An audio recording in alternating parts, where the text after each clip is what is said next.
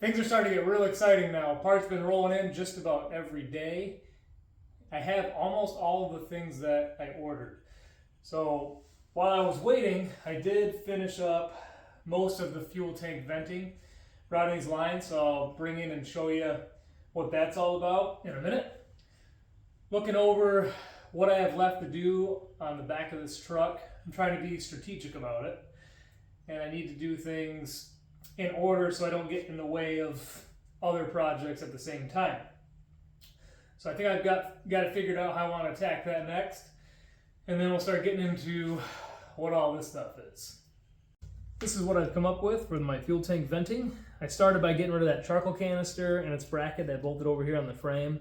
That allowed me to get rid of all those extra hoses that were a real mess over here, so we got more room. One thing I did reuse was this push lock elbow that snaps onto this fuel fill check valve. There was a hard plastic tube that went over the canister. I carefully cut that off, and I found that a -10 or a 5/8 push lock style hose fit nice and tight over these barbs. If you follow this blue hose up, it goes to this steel tube and under the fill cap here. There's a plastic shroud here that's a fresh air vent for the evap system. It's completely disconnected from the rest of the sealed part of the tank here. So that's going to allow this tank to breathe when liquid fuel goes in the filler neck by this another check valve that's inside the tank here. As the liquid fuel is being put in the tank, those vapors that are pushing out can flow out quickly and fill your tank normal. Now, I've seen people just cap this off, block it off. I think it's a pretty bad idea. You're going to want to try to maintain this feature so you can fill your tank.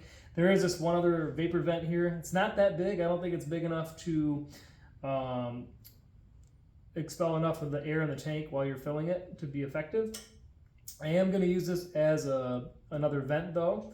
So if you follow this hose up here, I was able to use these factory evap canister clamps. They worked out really nice to route this up here. And then I'm going to use one of these differential breather vents that are pretty common. I'm going to route this actually higher up here in the filler neck area, so it could say high, dry, and clean. These hoses that are still here, these black ones, are going to get replaced because they're OEM. I was just kind of playing around with what I had to see how I can make this all happy. I tweaked all these lines, got them nice and straight and clearance. So this is how I'm going to run everything. I just got to order some new hoses. The first thing I'm going to do back here with this truck is replace the spare tire hoist. So the new one showed up. It's here. It's factory Toyota.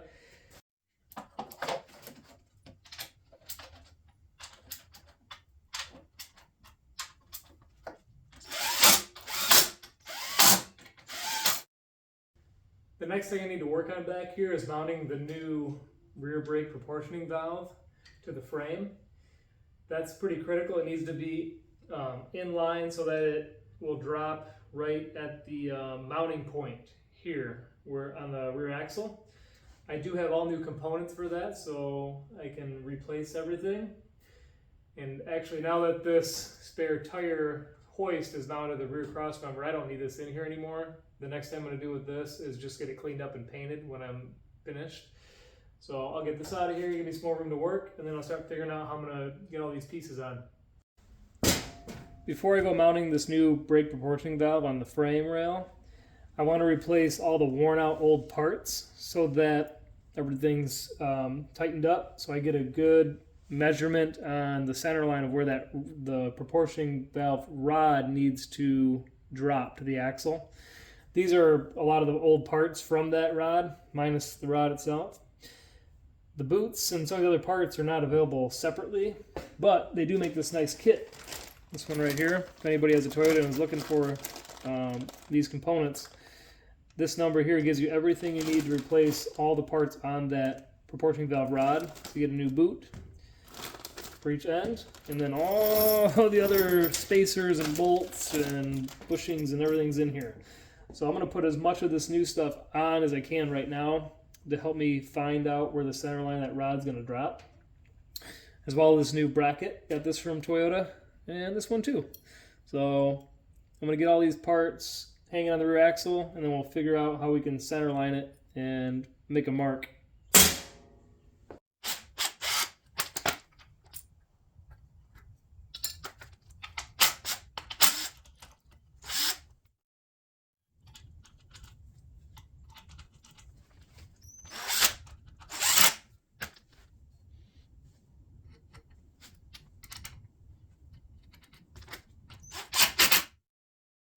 Now that we've got these new parts mounted down here on the bracket and this proportioning valve rod, I'm going to trim off these temporary tie wraps I had over here. This was just to kind of hold it in place, as you can see, just dropped right out of there.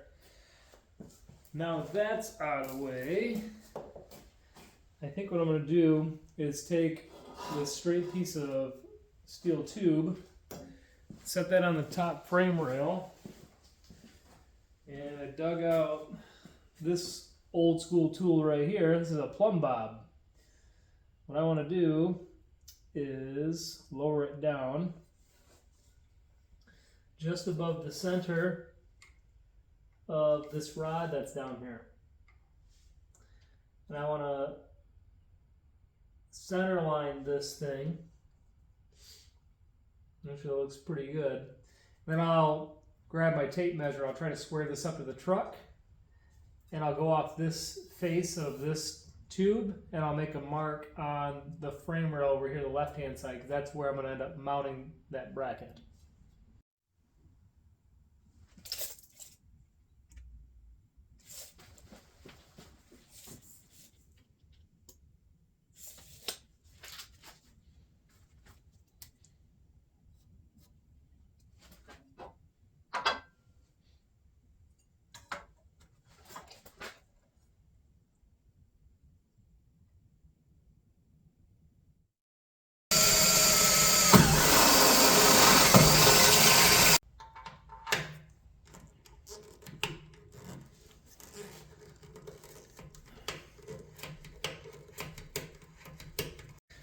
Now that I have this first insert set in the frame, I was able to put a bolt in here and tighten this bracket down.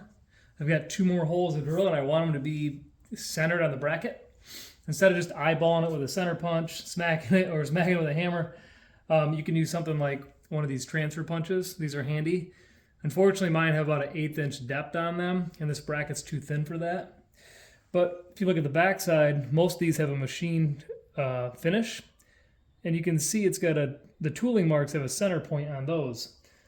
So what I can do with that is just take a Sharpie or some kind of layout die, put it in my drill, line it up in the center of the hole, give it a spin,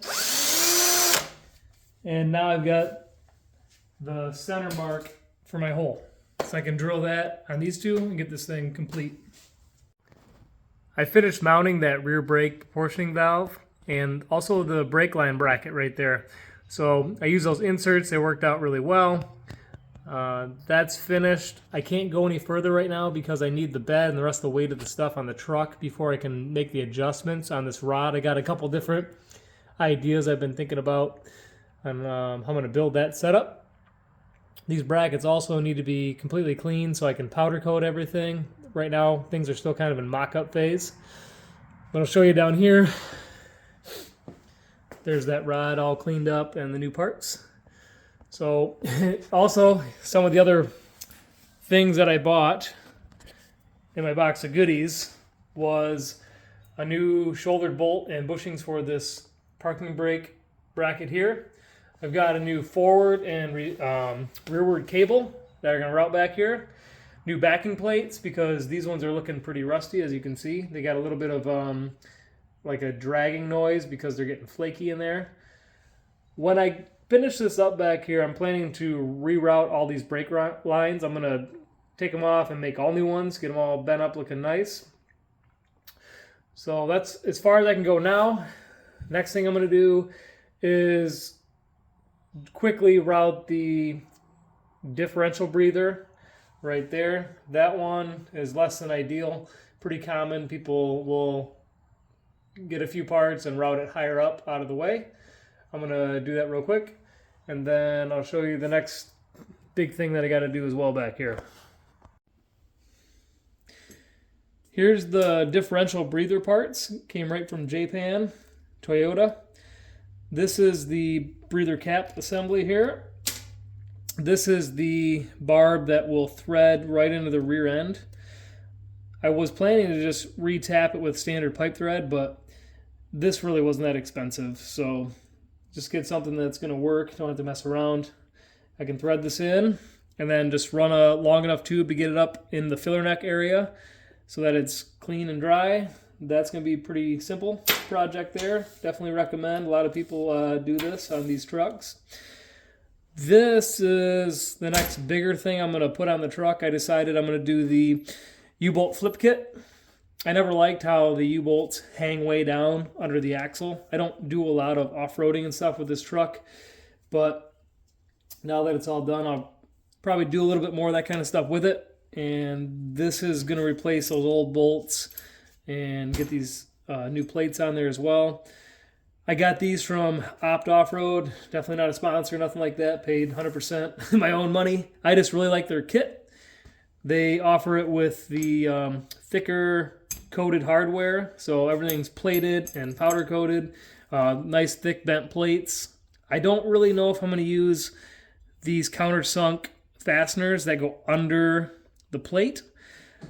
I may try to do something like a lot of other companies do and just drill and tap these out so that I can easily later just bolt something in, because at this point you're kind of committed, to the setup. You're not going to be able to tighten and loosen these when they're bolted down, but if I tap them, then I can put a bolt in from the top and come up with a bump stop later. So that's one thing that I might change on these. But let's knock out this breather real quick, super simple, and then we'll get this on.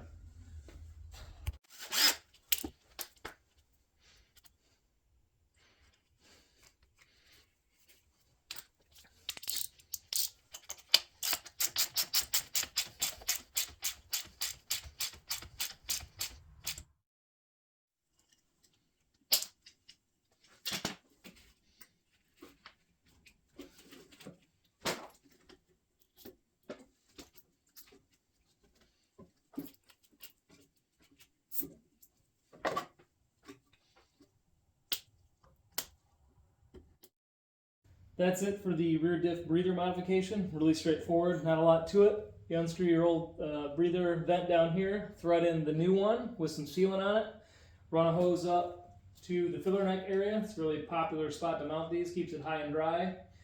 There's a breather cap here.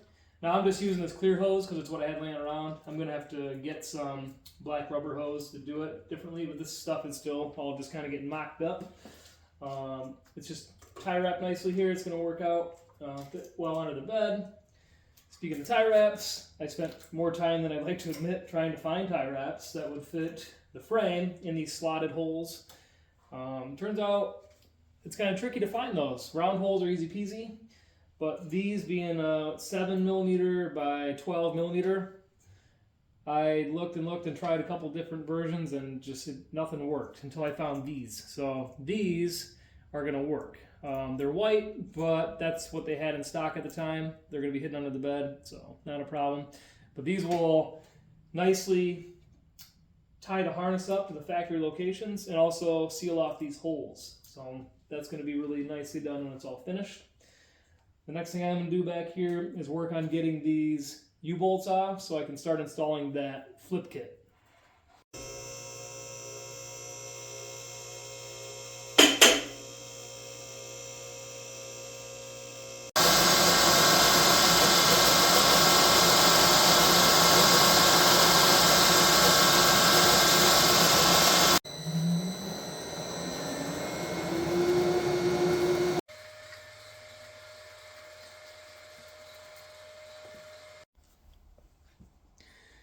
Before I even tried to install this kit on the truck, I already knew that I was going to modify these upper plates. They're plenty thick, another reason I really like their kit.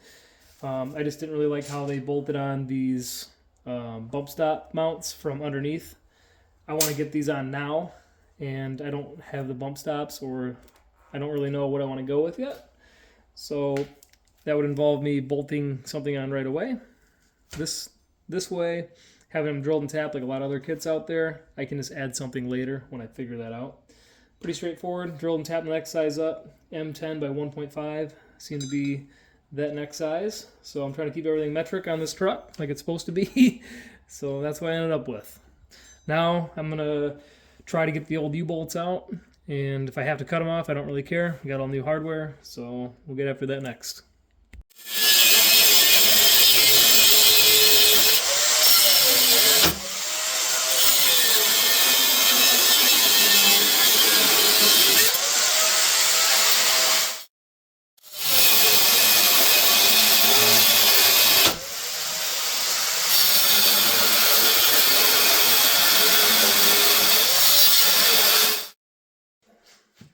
cutoff wheel made quick work of these old U-bolts. That was definitely the best option. I wasn't really looking forward to trying to get them off of the impact.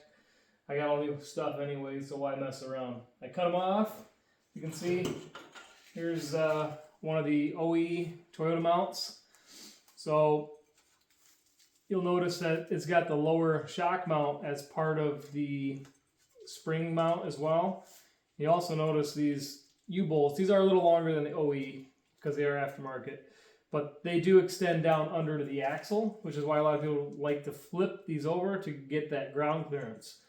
So this whole thing's going to go away, and of course the shock mount, so it's important to know, at least for the first gen guys, that yes, you can do the axle U-bolt flip, but make sure that you have a plan for your lower shock mounts, because now there's nowhere to mount them. So I'm going with new upper and lowers, so this is all going to be all new fab for me.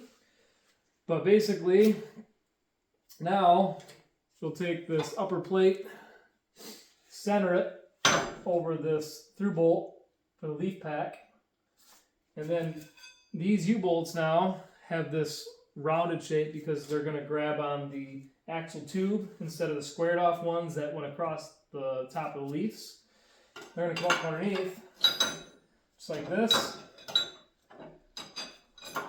on both sides, and then they'll get tightened down. Now these are a little longer than I need, so I am going to have to trim these, but I'm not going to have the bolts sticking way down below where they could get hung up on something. So, and then of course you'll notice that this is why I drilled and tapped these, because now that they're going to be bolted in place, you're not going to be able to get to those bolts that came in the kit.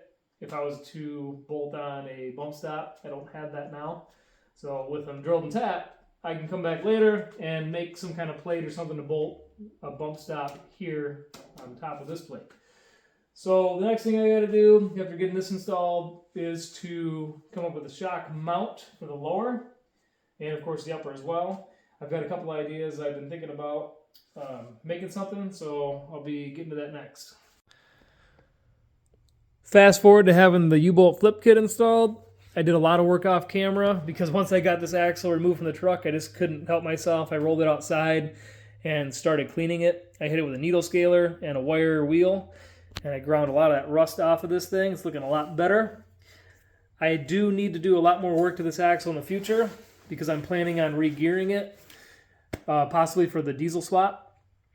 For now, I just need to get the U-bolts in and snug down, which they are. Obviously, those bolts need to get cut down. They're too long. But now that they're in, you can see how much more clearance there is under the truck, under the axle right here. And I also know how much room I have between those U-bolts and the axle tube, so I can figure out where I'm going to make a shock mount on each side. Other things I need to do this rear axle is to rebuild it with new backing plates, wheel bearing seals, and you probably notice I've always had a piece of cardboard down there. That's because there's a little pinhole that's pretty much been here since I bought the truck. Just drips once in a while. That cover's got to be cut off and have a new one welded on. I've looked at some basic aftermarket ones and some super thick rock crusher style ones. That's a little overkill for what I want to do. So all that's going to happen in the future. For now, everything's mocked up so that I can figure out where the mounts can go.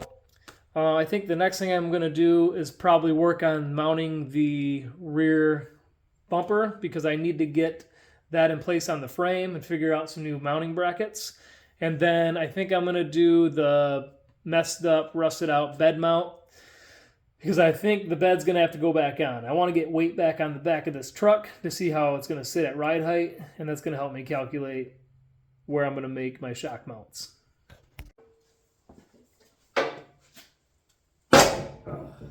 There's a lump.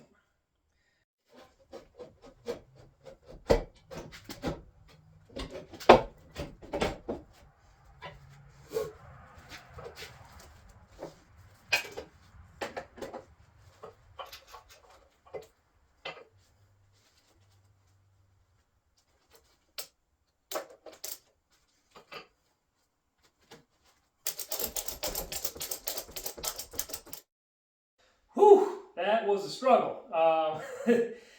there's an easy way to do it, and then there's a way that I did it. I definitely wouldn't recommend that. It would have been nice to have a extra set of hands, but I don't have that out here right now.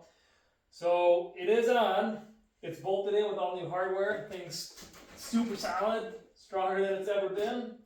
All the holes I drilled and the captive nuts I welded in before lined up perfectly. The reason I didn't take it apart and piece it together the easy way was just basically because these bolts are just rusty down here. I don't want to be going through the struggle of heating and cutting them off and all that when I'm going to be doing that later when I get a new bumper, whatever that may be. That's to be determined yet. But now that it's on here, I can focus on this bed mount. So I know where it needs to be. I've got measurements on it. I need to make a template for it, cut it off, fab a new one, weld it on. When that's done, I'll be able to set the bed back on here. As much as I don't want to have to do that, I'd rather leave it off. But I really want to get it sitting back on the truck so I can have the weight of the bed on here, and I know what my clearances are underneath the bed. I can kind of figure out the ride height and all that stuff. That's just going to help me with determining the shock mounts and the placement. So that's what I'll work on next. We'll get that done and get that bed back on here.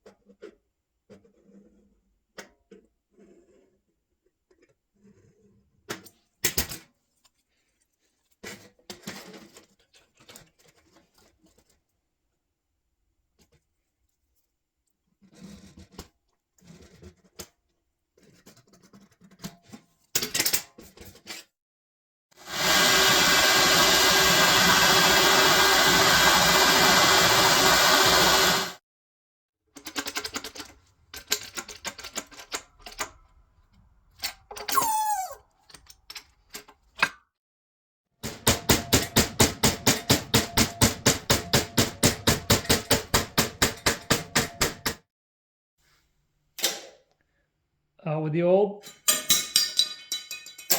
in with the new. This thing turned out awesome. It is perfect. It looks just like the original one, but better. I just got to come back and maybe clean a few of the edges, round them over, weld it in place. But this thing sits exactly where the original one did. So that'll allow me to get this bed back on here and then look it all over and figure out how I'm going to mount those shocks.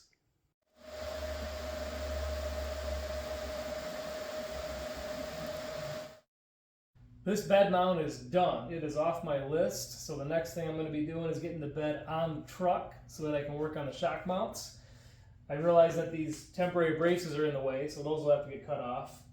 You'll probably notice that there's taillights taped to the bumper. I ran this thing down the road and put some fresh fuel in the tank. I want to make sure that the EVAP Elite venting worked, and it works great. So that is completely done. I'm going to quickly just talk about what's left in my box of parts. Parking brake cables from Toyota, front and rear. I got all the all-important backing plates. These things are expensive, but what are you going to do? You need them. There's also drum brake hardware, parking brake mechanism stuff in there, wheel bearings and seals. And that's the bulk of it because all of it was trash. I had to replace it.